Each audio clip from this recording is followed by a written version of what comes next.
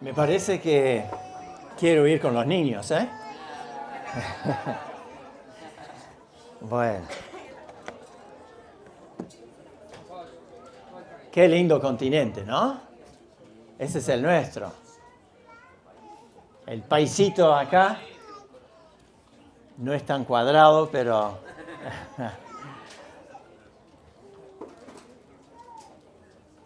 Muy bien.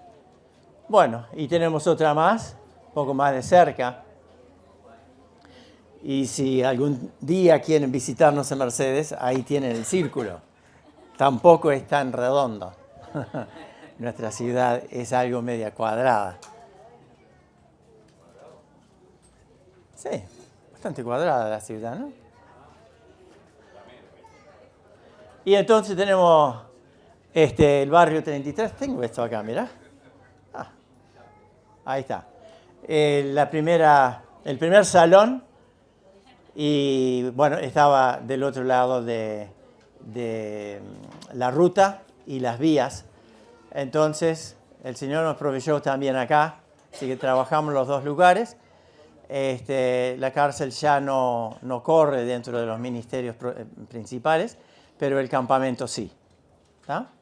Así que después hay otro más. Y la casa de Tomás Gómez sería por acá. ¿Sí? Y nuestra casa es acá. ¿Algo más?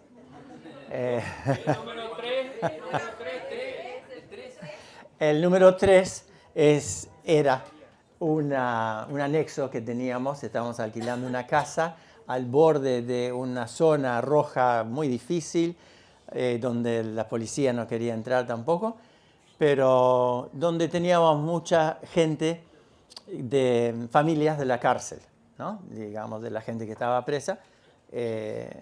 Las familias vivían allí. Y entonces trabajábamos, especialmente Cecilia y algunos más, y yo iba un día por semana, con manualidades y con distintas cosas. Y algo interesante también, en el hipódromo acá, usamos como patronato de Encausado y Liberado Soriano, pedimos el uso de la boletería. Eran 3 salones largos del hipódromo y allí enseñamos carpintería, telado, costura y cocina económica. Entonces eso se enseñaba a las familias de los encausados. Y había más de 60 personas inscritas en esa atención. Así que era muy interesante. Incluso se pudo comenzar con una donación de la embajada o el consulado canadiense que está en Montevideo, y nos visitó también la embajadora o la cónsul Susana Harper en una oportunidad.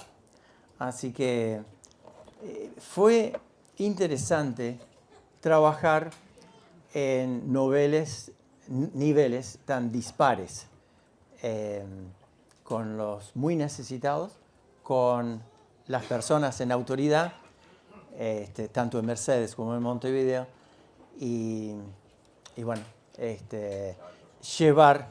Por eso yo soy un envenenado en el uso de folletos evangelísticos.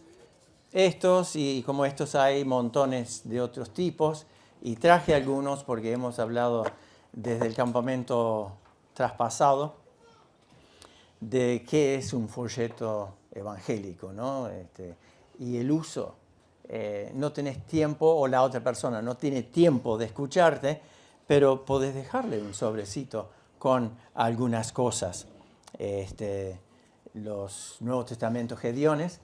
Uno de estos, si bien como un niño y adolescente tenía Biblias enteras y una familia, vamos a decir, piadosa, que me llevaba a la iglesia todas las veces que se abrían las puertas, fue esto, que empecé a leer 3 veces al día. Y fue esto que cambió mi vida en corto plazo, ¿no? Y quedó subrayado y era mi alimento 3 veces al día. Y Dios obra a través de su palabra. Su palabra nos santifica, nos cambia cuando nosotros confiamos en Él.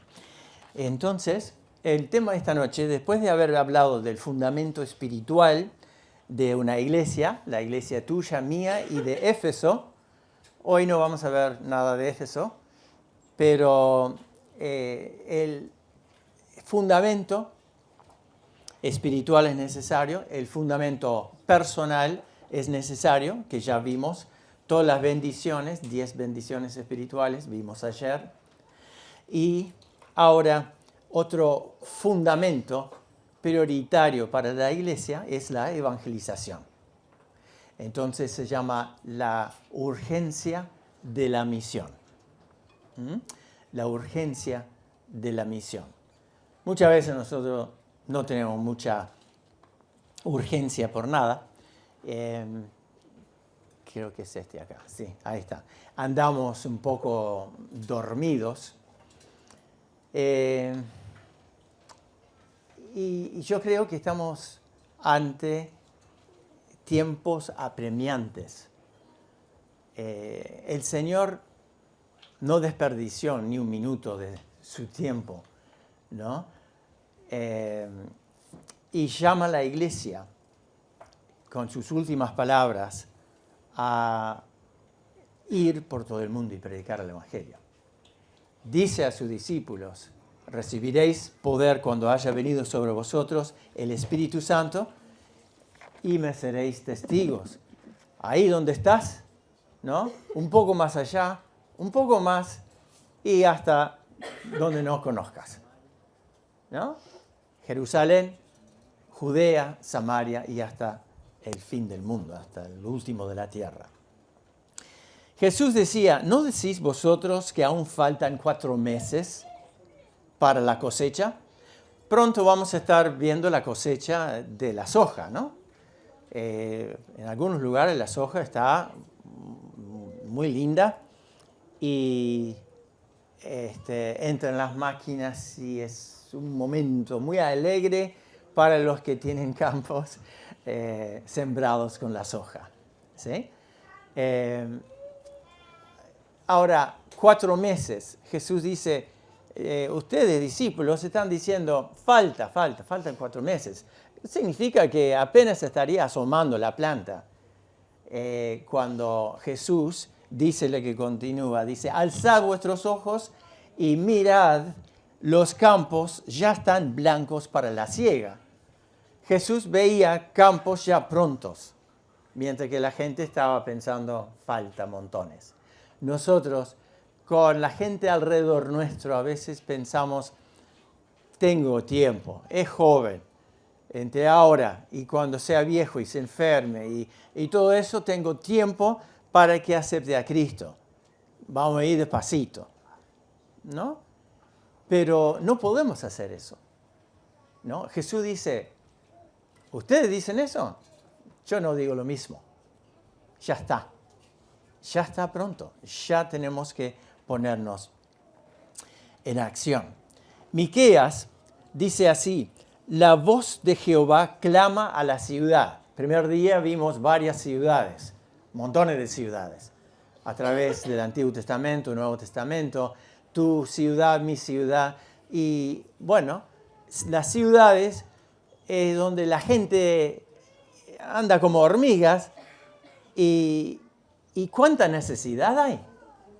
¿Y qué es lo que vemos cuando hay una salida del estadio, ¿no? Gente, más motos y gente. Impresionante. ¿Qué vemos nosotros? ¿Hace algo acá en nuestro corazón? Pensar, ¿cuánta de esta gente conoce a Dios? ¿Cuánta de esta gente va a ir al cielo? ¿Cuánta de esta gente irá al infierno? ¿no? ¿Qué podemos hacer? ¿Mm? Entonces, sigue el versículo diciendo, es sabio atender a tu nombre, dice el profeta. Prestad atención al castigo y a quien lo establece. Eso está en Miqueas 6:9. Así que tenemos una realidad eterna. Y esto, en su calidad original, es una escena que nos hace pensar mucho. De un lado están las fábricas con su humo, su contaminación, con poco color. A veces hay la misma foto con alguna llama que aparece en ese abismo. La gente cruzando la cruz hacia el cielo. Y ¿cuánta gente no cruzará? ¿Cuánta gente podríamos hablar para que cruce? ¿No? Así que de eso vamos a hablar hoy. De hacer algo para ayudar a la gente a cruzar. ¿No? Hay una viejita que apenas puede cruzar la calle, el tránsito es ligero y entonces uno se toma el tiempo a cruzar a esa persona. ¿Cuánta gente está herida en su pecado y necesita que uno se ponga a su lado y lo lleve con seguridad a la otra orilla? Bien, vamos a ir a una lectura en Lucas 16 y nos preguntamos cuándo es demasiado tarde para ser un misionero. Lucas capítulo 16. ¿Cuándo es demasiado tarde?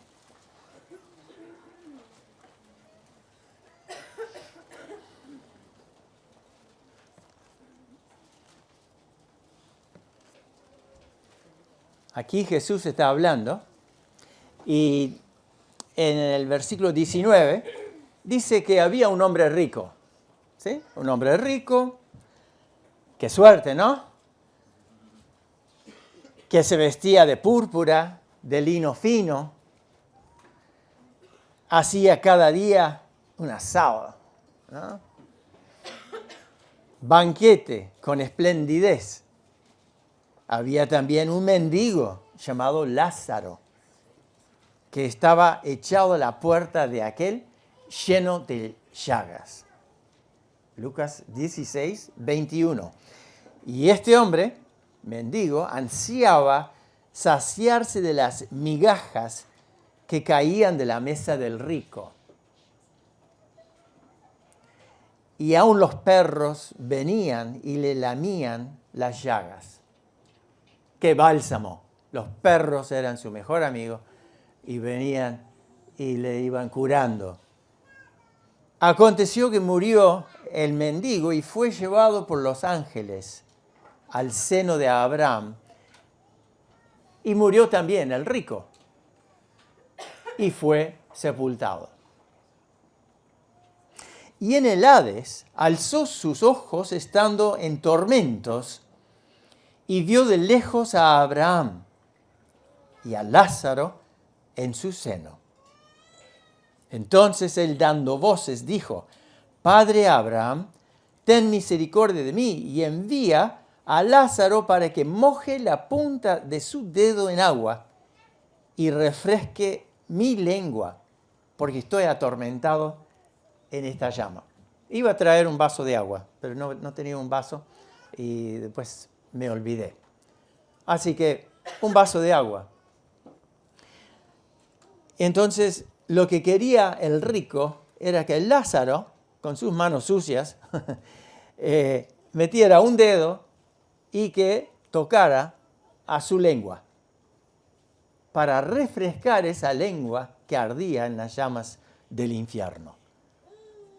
¡Qué escena increíble! ¿No? Y Jesús está contando esto. Y versículo 25 le contesta a Abraham, le dice, hijo, acuérdate que recibiste tus bienes en tu vida y Lázaro también males. Pero ahora este es consolado aquí y tú atormentado. Además de todo esto, una gran cima está puesta entre nosotros y vosotros. No estaba solo el rico, había más gente. Pone en plural acá. Entre nosotros y vosotros. Todos ustedes que están allá no pueden pasar. Ni nosotros para allá, ni ustedes para acá. Dice en esos términos, ¿no? Que los que quisieren pasar de aquí a vosotros no pueden, ni de allá pasar para acá. Entonces le dijo, te ruego pues, Padre, que le envíes a la casa de mi padre, porque tengo 5 hermanos, para que les testifique, a fin de que no vengan ellos también a este lugar de tormento. Muchas gracias, Rocío. Bueno, aquí tenemos la lección objetiva, ¿no? El agua y lo que pretendía simplemente una gotita de agua, ¿no? Y eso para refrescar la lengua de un hombre en el infierno. ¿Qué suerte ser rico? No. ¿Qué suerte ser pobre? Tampoco. ¿Qué suerte, si podemos usar así la palabra, conocer a Cristo como tu Salvador? Es allí donde hay una admisión perfecta y gloriosa a donde está Dios en el cielo. Entonces, leemos acá, ahora lo puedo tomar.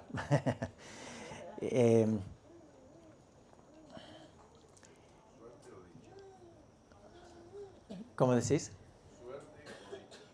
Claro, es una dicha. Por eso usamos la palabra suerte de una manera que no cabe, es más bien una dicha que nosotros tenemos de entrar a la presencia del Señor. Así que, ¿saben que Spurgeon dice que para predicar el Evangelio, el predicador debería pasar 5 minutos en el infierno? Me parecía, pero tengo escrito minutos y entonces, bueno, eso ya es demasiado, ¿no? Pero fíjense que 5 segundos está suficiente. Pero ¿cuánta gente está para toda la eternidad sin Dios y sin esperanza? Está condenada a ese lugar. Es de no creer, ¿no? Jesús hablaba más del castigo de Dios que del amor de Dios. Eso lo pueden cotejar, pero lo leí. Advirtiendo del terrible peligro que en realidad hizo que Él viniera del cielo para ofrecer salvación y escape, rescate, y muchos términos más podríamos poner allí, para todo aquel que cree en Él. Entonces, ¿cuándo estaba al rojo vivo la pasión misionera de esta persona que ni conocía a Dios? Claro, cuando vio la realidad del infierno. Cuando estaba viviendo y suplicando una gotita de esa agua. Rogando por 5 hermanos. 5 hermanos. Capaz nosotros tenemos 5 conocidos por los cuales podríamos orar y ocuparnos en una forma decidida, intencional. Dios, por favor, por fulano, te pido, dame la oportunidad de darle a él o ella una oportunidad más de aceptarte como Salvador. Dios no quiere que ninguno perezca, sino que todos procedan al arrepentimiento. Entonces, ¿saben que había, en la comunión de nuestra iglesia hay una hermana que se llama Lili, y ella se operó, tuvo, ¿cómo es que se llama ahora? Un paro cardíaco, y entonces en esos instantes cuando veía su cuerpo desde otra perspectiva, también vivió otra experiencia. Los médicos pudieron traerla de vuelta, pero ella quedó un mes entero sin dormir normalmente. Se prendía de su esposo, y muchos de ustedes conocen a Luis Alberto, que fue Gedeón y repartía esto con Lili. Y ella había visto y oído cosas que la perturbó tan terriblemente que no podía dormir. Fue a ver a un sacerdote. El sacerdote le dijo cosas que no tenía mucho sentido, ni tampoco le traía ningún tipo de paz. Fue invitada, sin saber nada de esto, por Natalia y Hugo, y fueron a un almuerzo de matrimonios en el Ombú. Después de la charla, de la cual intervinieron varias veces, me acerco a Lili y le digo, ¿cómo describirías tu relación con Dios? Y en eso empieza a llorar. Luis, que estaba en la otra punta de la banca, se acerca. Entonces le digo a Luis, acabo de preguntarle a Lili cómo describiría su relación con Dios. Y entonces él se arrima y se ve que está afectado también. Y entonces Lili dice, eso es lo que queremos saber. Así que hablamos un rato largo. Me gusta hacer el dibujo del puente de la vida, donde uno está perdido en sus pecados, muerto espiritualmente. Dios está del lado acá, ofreciendo salvación y las glorias celestiales. En el medio está el abismo y el pecado separa. Pero en un momento leemos, mas Dios muestra su amor para con nosotros en que siendo aún pecadores, Cristo murió por nosotros. Siendo todavía pecadores perdidos, Cristo murió por nosotros. Entonces, esa palabra pecado se une con la palabra Jesús, que hace de puente para el otro lado del abismo. Con los versículos apropiados es muy claro el Evangelio. Y ese día aceptaron a Cristo. Y desde ese día todo pasó. No tuvo que dormir agarrada de su esposo y sirvieron al Señor con mucho entusiasmo. Luis ahora está con el Señor. Cuando entró al sanatorio por última vez, tenía su mochila llena de Nuevos Testamentos y repartía a los médicos, a las enfermeras, a todo el personal, toda la gente que pasaba. hasta el último momento estaba repartiendo la palabra de Dios. Impresionante lo que Dios hizo a través de Luis y eso que tan poco tiempo atrás había sido lo que él llamaba un ateo, una persona que no creía nada. Entonces, ¿demasiado tarde para ser misionero? Para nosotros espero que no, pero yo conozco personas que desde niño supieron que Dios estaba tocando su corazón para ser misionero. Después con las cosas de la vida se distrajeron, tomaron decisiones donde fueron comprometidos en maneras de vivir que no permitía ya dedicarse como misioneros. Y bueno, hasta el día de hoy, con más años que yo, lamentan no haber escuchado la voz de Dios. Apocalipsis 20 puede ser conocido para muchos, pero lo volvemos a leer por las dudas.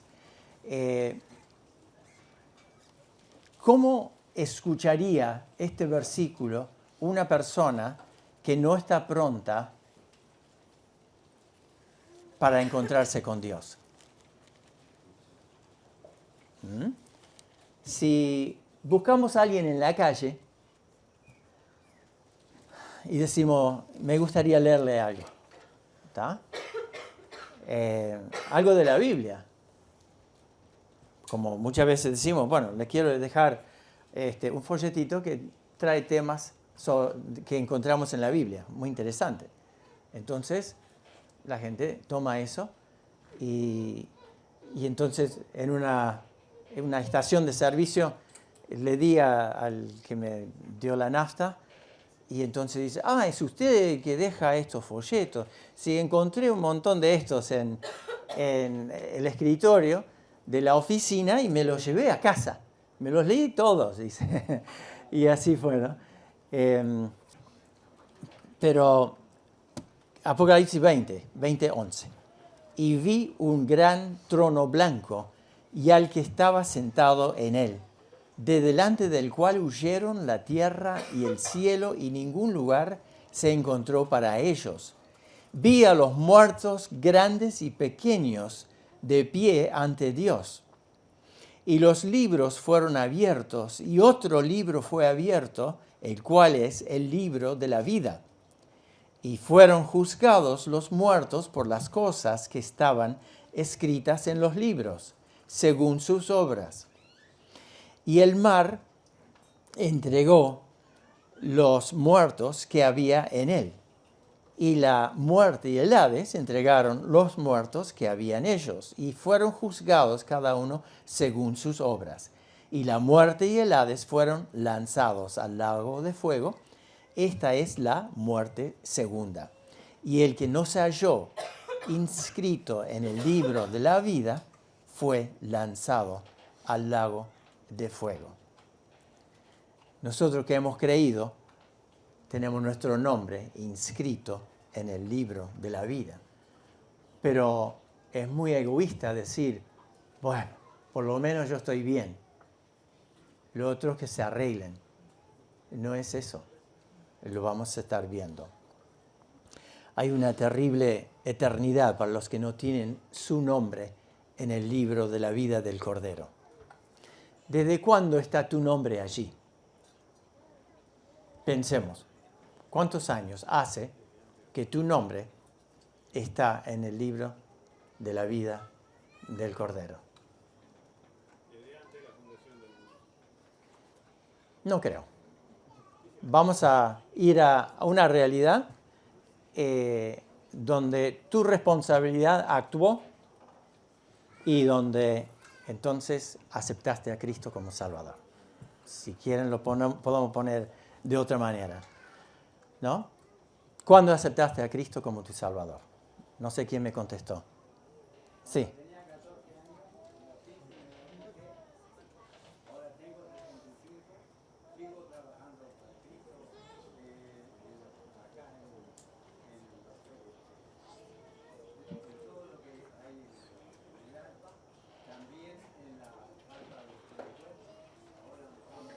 Bien, a los 14 años. Está. A los 14, ahora tiene 80 y pico, ¿no? 70 y... Hace 60 años. Bien, perfecto. ¿Sí? ¿Alguien más quiere...? A ver, voy a apuntar algún dedo. Ojo. Luciano. Está hablando de esos 10 años. 10 años. Mirá qué lindo. ¿Sí? Yo tenía 22 años. 22 años. Tengo 58. Así que hemos caminado bastante, ¿no? ¿Sí, María? 39 años. O sea, naciste. Bueno, bien, 39 años. Qué bueno. Bueno, hemos caminado con Dios más tiempo que de lo que caminamos sin Él. ¿No? ¿A quién podríamos llevar con nosotros a la presencia de Dios?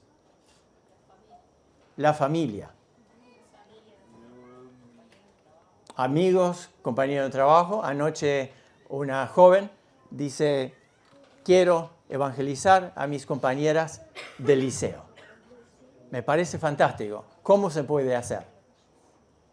¿Está? Hay 1.000.000 de maneras. Y fíjense, cuando antes de todo eso digital, los jóvenes llevaban fotos en papel al liceo para que lo vieran los compañeros y así conocían el trabajo de campamentos y algún paseo y que la iglesia era un lugar que hacía cosas lindas.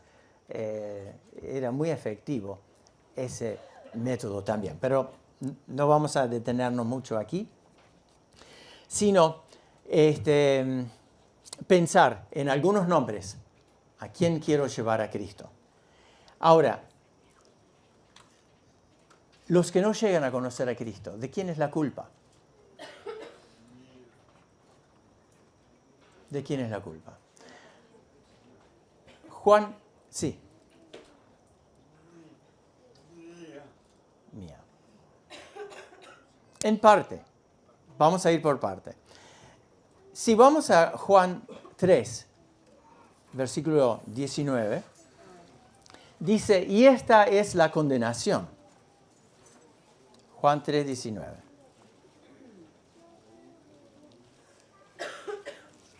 Que la luz vino al mundo y los hombres amaron más las tinieblas que la luz porque sus obras eran malas. ¿No? Lo volvemos a decir. Y esta es la condenación, que la luz vino al mundo y los hombres amaron más las tinieblas que la luz porque sus obras eran malas. Entonces, está diciendo, es una elección. Yo prefiero vivir allá donde nadie ve lo que estoy haciendo que a la luz del día. Porque todo aquel que hace lo malo aborrece, fíjense la palabra que utiliza acá, aborrece la luz y no viene a la luz para que sus obras no sean reprendidas. Mas el que practica la verdad viene a la luz para que sea manifiesto que sus obras son hechas en Dios. Entonces los hombres les encanta la noche. En los campamentos se juega un poco con la noche a veces, ¿no? El grillo y cosas así. Tiene su intriga la noche, pero la noche espiritual es súper peligroso.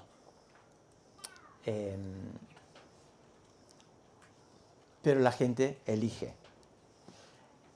En Apocalipsis 9:20 habían 3 juicios, 3 plagas sobre la gente. Una tercera parte de la población murió por esas plagas.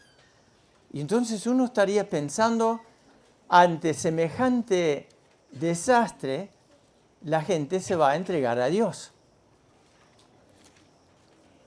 Pero leemos en Apocalipsis 9, versículo 20, los otros hombres que quedaron con vida, que no fueron muertos con estas plagas, ni aun así se arrepintieron de las obras de sus manos, ni dejaron de adorar a los demonios y a las imágenes de oro, de plata, bronce, piedra y de madera, las cuales no pueden ver, ni oír, ni andar, y no se arrepintieron de sus homicidios, ni de sus hechicerías, ni de su fornicación, ni de sus hurtos.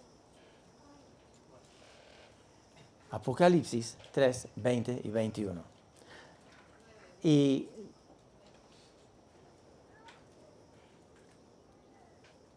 ¿qué dije yo?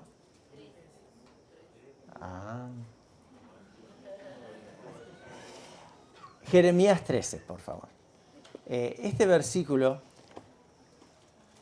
nos hace ver el corazón de Dios. Jeremías 13 dice, escuchad y oíd, no os envanezcáis, pues Jehová ha hablado. Dad gloria a Jehová, vuestro Dios, antes que haga venir tinieblas, y antes que vuestros pies tropiecen en montes de oscuridad, y esperéis luz, y os la vuelva en sombra de muerte y tinieblas. Muchas veces se anuncian juicios, no solo contra Israel, sino contra otras naciones, por los pecados que ellos cometían. Y fíjense el 17, Jeremías 13, 17. Mas si no oyereis esto, en secreto, está hablando Dios, en secreto llorará mi alma a causa de vuestra soberbia, y llorando amargamente se desharán mis ojos en lágrimas, porque el rebaño de Jehová fue hecho cautivo. Se desharán mis ojos en lágrimas. Dios no quiere la muerte del impío, dice la palabra de Dios. Dios ama tanto, de tal manera al mundo, que dio su propio Hijo para morir por gente que no lo merecíamos. Hizo todo a favor de cada uno. Entonces, ese es el mensaje, parte del mensaje que la gente necesita escuchar. No es una tolerancia absoluta de creer lo que quieras, que no importa, que todo apunta a Dios, llamarlo a Dios como quieras, el universo y todas esas cosas. No, vamos a poner los términos claros, como debe ser, y entonces adorar al único Dios verdadero. Entregarle nuestra vida a Él. No es que haya 1000 dioses, ¿no? Como pretende el misticismo, religiones místicas. Dios es uno solo. Solamente a Él se debe adorar y solamente en Él tenemos salvación. Pero ¿cuál es la responsabilidad del creyente? En Romanos 10 tenemos 4 veces que pregunta, ¿y cómo? ¿Y cómo? ¿Y cómo? A ver si ustedes tienen la respuesta. Romanos 10, capítulo 14. ¿Cómo pues? Vamos a arrancar en 13. Porque todo aquel que invocare el nombre del Señor será salvo. Qué hermoso. Hay salvación para todo aquel que clama a Dios. Dios, te necesito. Dios, soy un pecador. No solo porque lo dice acá en la palabra de Dios, sino porque yo sé que soy terrible. Lo que hago lo que pienso, lo que digo, no hay discusión. Pero hay salvación para mí. Y yo a los 6 años acepté a Cristo. Cuando mi madre nos leyó el relato de la crucifixión del Señor Jesús. Y ese día, si bien lo había escuchado 1000 veces, ese día Dios me habló. Y habiendo quedado solo en la casa, recorrí toda la casa. Finalmente encontré a mi hermana de 11 años y oré con ella para decirle a Jesús, gracias por morir por mis pecados. Soy un pecador, pero gracias que me amaste y que Jesús ahora está en mi corazón. Entonces, todo aquel que invocare el nombre del Señor será salvo. ¿Cómo, pues, invocarán a aquel en el cual no han creído? ¿Y cómo creerán en aquel de quien no han oído? ¿Y cómo oirán sin haber quien les predique? Ahí entramos nosotros, ¿no? Somos nosotros los predicadores. Y digo esto para cada uno que está aquí, que es salvo, ¿no? No solo los misioneros tienen que hablar de Biblia. Cada hijo de Dios tiene un testimonio para dar.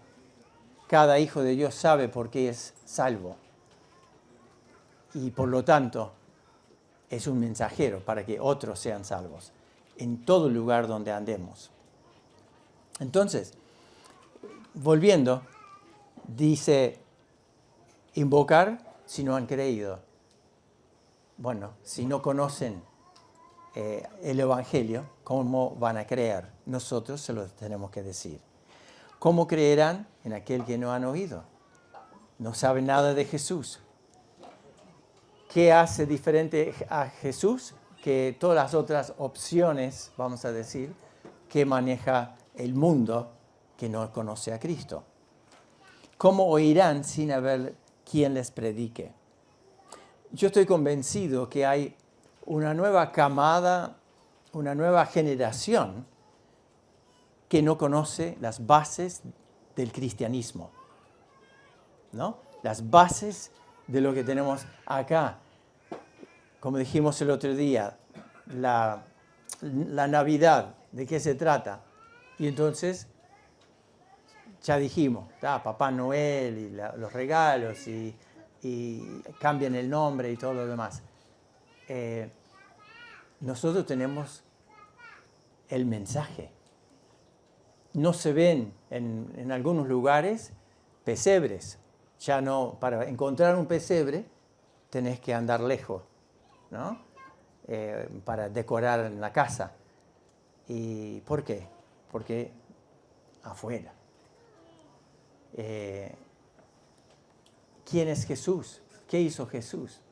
¿Qué es el pecado? Puntos sobre la moralidad expresada en la Biblia. ¿De dónde sacaste eso? ¿No? Entonces, el mundo ha ido cambiando. Y si bien Uruguay debe conocer a Cristo y los puntos básicos del Evangelio, lo cuestiona, ¿no? Tenemos que empezar de nuevo. Somos un país pagano, sin Cristo, sin esperanza. Entonces, dice, ¿cómo predicarán si no fueren enviados? Acá tenemos las iglesias que organizan, que tienen una visión, una estrategia, que lideran a grupos de personas. Cuán grande es el encargue que Dios hace a los que somos ancianos, que tenemos gente a cargo, de dirigir y animar a que compartan su fe.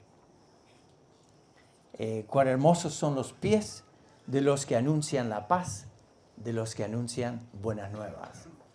Santiago Benavides tiene lindas canciones sobre esto. Pero ese cómo que se repite 4 veces, la respuesta es un no. No podrán convertirse sin la información. Así que el inconverso dice, no preciso de Dios. La iglesia, si no abre la boca, si no llevamos el Evangelio a donde estamos todos los días, no estamos haciendo nuestra parte. ¡Qué desafío! Tu iglesia está confiando en tu llamado a servir.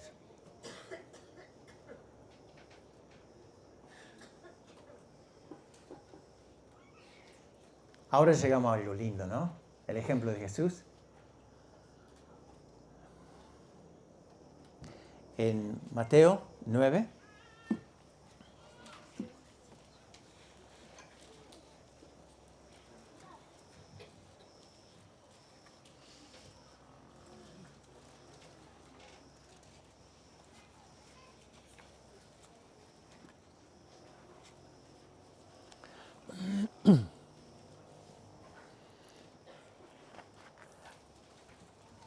Hay un relato parecido cuando Jesús había invitado a sus discípulos a cruzar el mar de Galilea, y descansar un poco.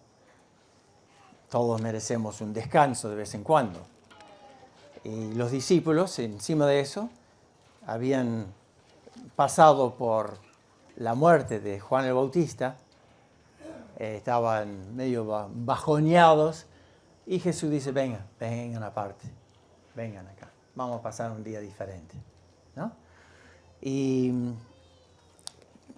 no se menciona en esta lectura, pero lo podemos leer. Versículo 35, Mateo 9, 35, recorría Jesús todas las ciudades. Ahí tenemos otra vez la idea de ciudades. ¿Qué testimonio habrá en esta ciudad, en la otra ciudad? Aldeas. Y Jesús enseñando en las sinagogas de ellos y predicando el evangelio del reino, sanando toda enfermedad y toda dolencia en el pueblo. Y al ver las multitudes, tuvo compasión de ellas, porque estaban desamparadas y dispersas como ovejas que no tienen pastor. Estaban sin protección, estaban en peligro.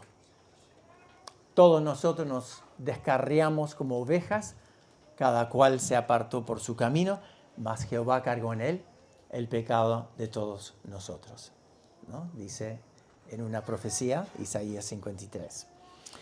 Entonces Jesús en el 37 dice a sus discípulos, a la verdad la mies es mucha, mas los obreros son pocos. Los obreros pocos. Rogad pues al Señor de la mies que se convierte toda la gente.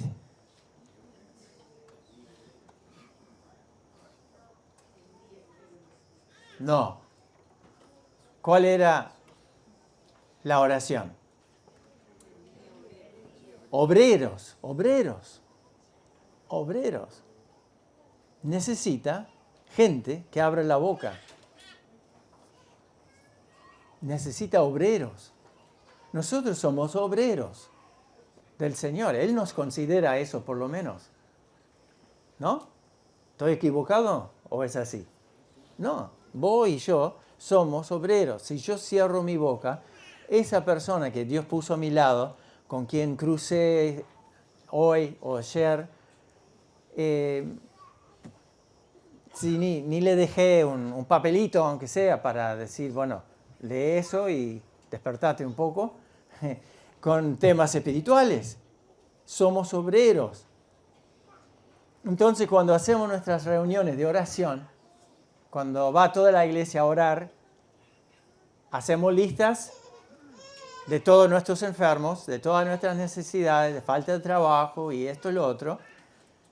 Pero hay dos cosas que no le pedimos al Señor.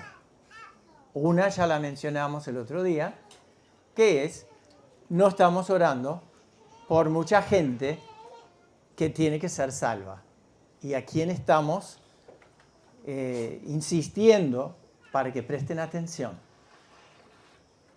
Pero tampoco estamos diciendo como iglesia, Señor, levanta de entre nosotros personas que hablen de vos.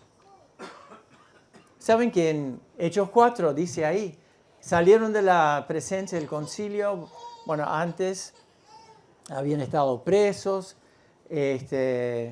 varios días y amenazados por los religiosos.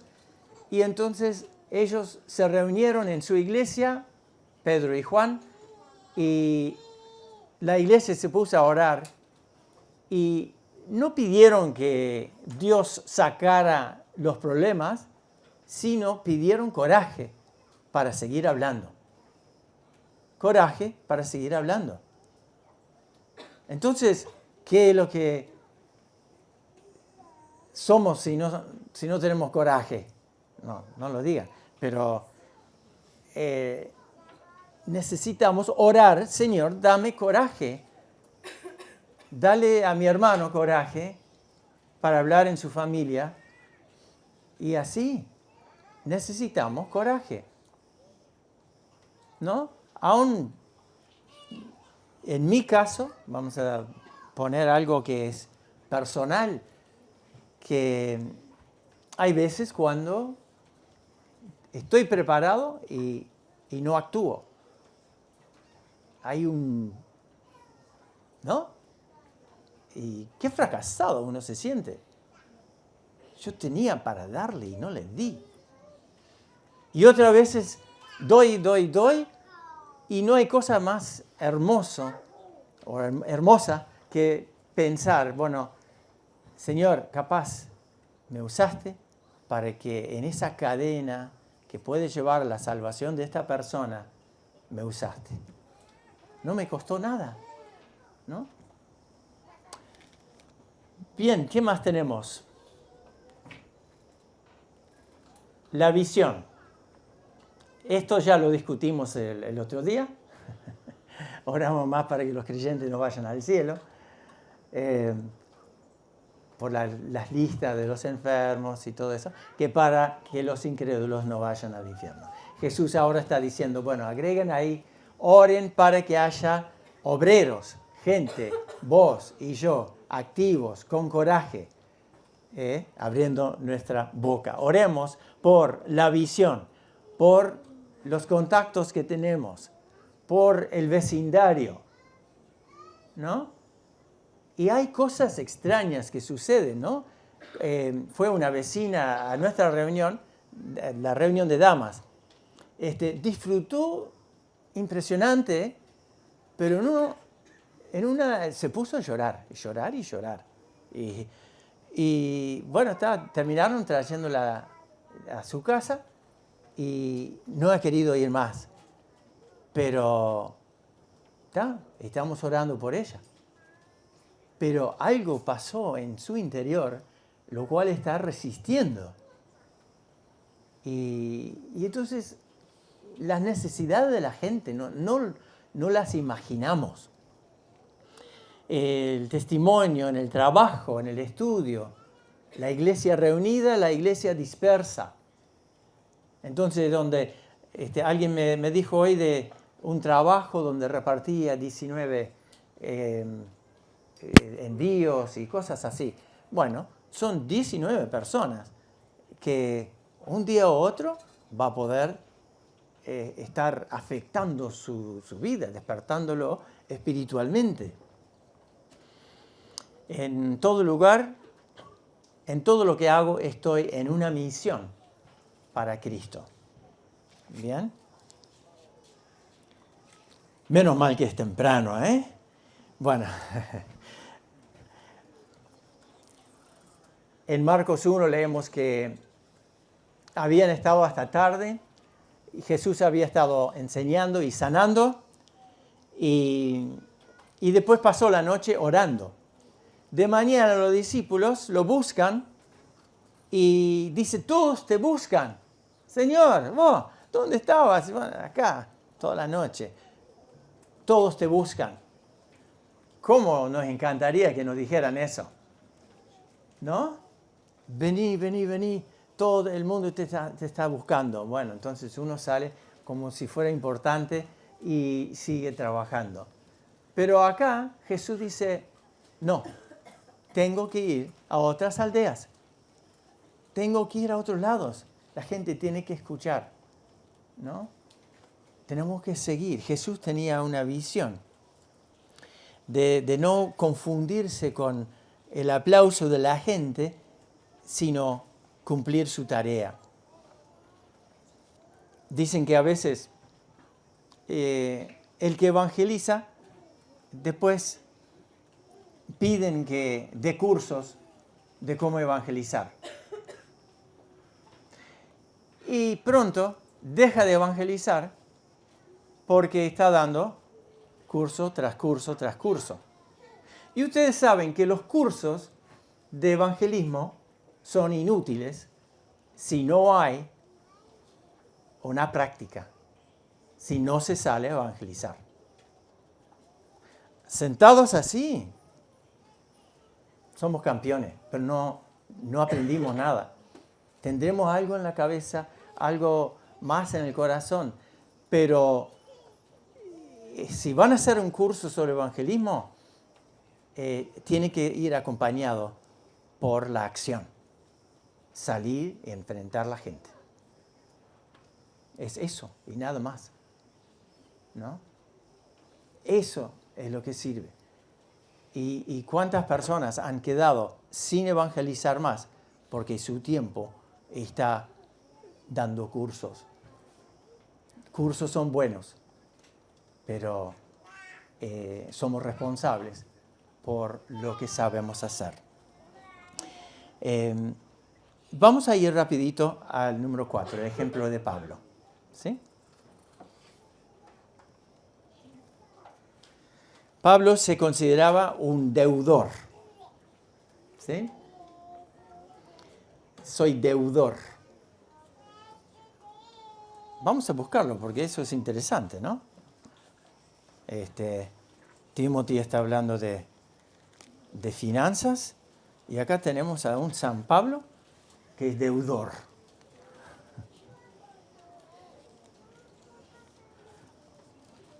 Uno 15, perdón.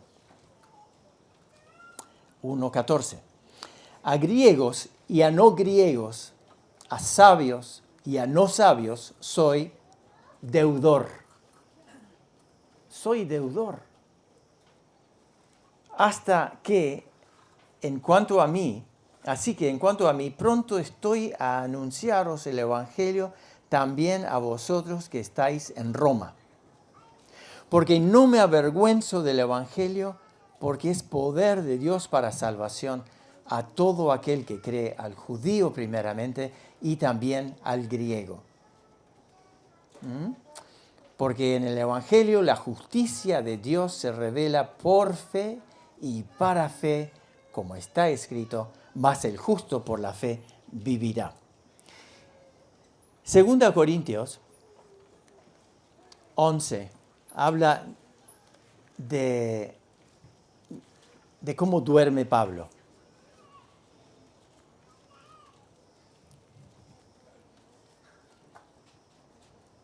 Está hablando de todas las cosas que le habían sucedido en el ministerio.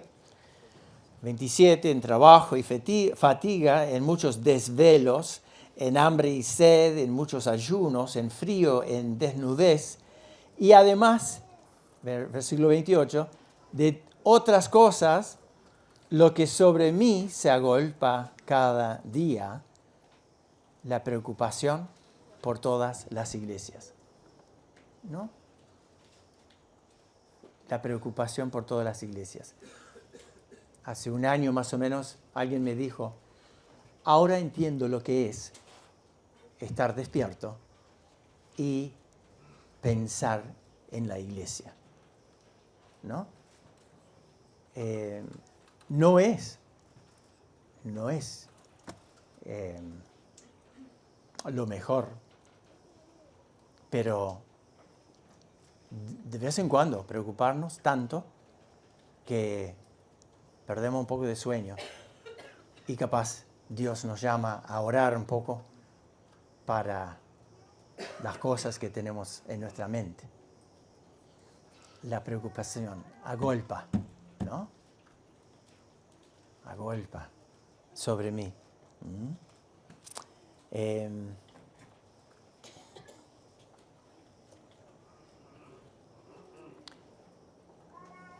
Hechos 12 tenemos, y 13, Hechos 12 tenemos cuando Pablo y Bernabé estaban llevando una resolución a las iglesias y animando a los hermanos. En el 13 ya forman parte de 5 hombres que dirigían en la iglesia de Antioquía, y el Espíritu Santo mueve para que se entienda que ellos debían salir de Antioquía a recorrer y llevar el Evangelio. Había entonces en la iglesia que estaba en Antioquía profetas y maestros: Bernabé, Simón el que se llamaba Níger, Lucio de Cirene, Manaén, el que se había criado junto con Herodes, el tetrarca, y Saulo. Saulo es Pablo, más adelante. Ministrando estos al Señor, no era gente desocupada, y ayunando, era en serio la cosa, dijo el Espíritu Santo: apartadme a Bernabé y a Saulo para la obra a que los he llamado. Entonces, habiendo ayunado y orado, les impusieron las manos y los despidieron. Y continúa el 4 diciendo: ellos entonces, enviados por el Espíritu Santo, descendieron y fueron en su primer viaje misionero. En concordancia con su iglesia, ellos salen a la obra para una misión específica. Digo específica porque al volver ya pudieron informar sobre una obra terminada. Más adelante volvieron a salir desde su iglesia y hacer lo mismo. Segundo viaje, tercer viaje. Y bueno, la misión.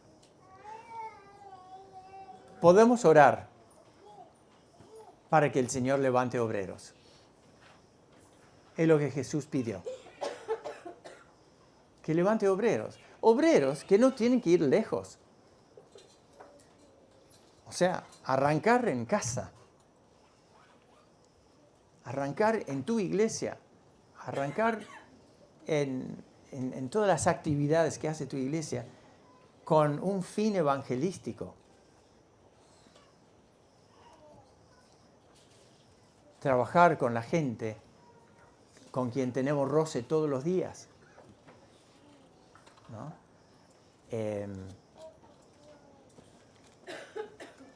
Y entonces, el fundamento prioritario, la urgencia de la misión. Hay un fundamento espiritual, Cristo, su palabra y una entrega total.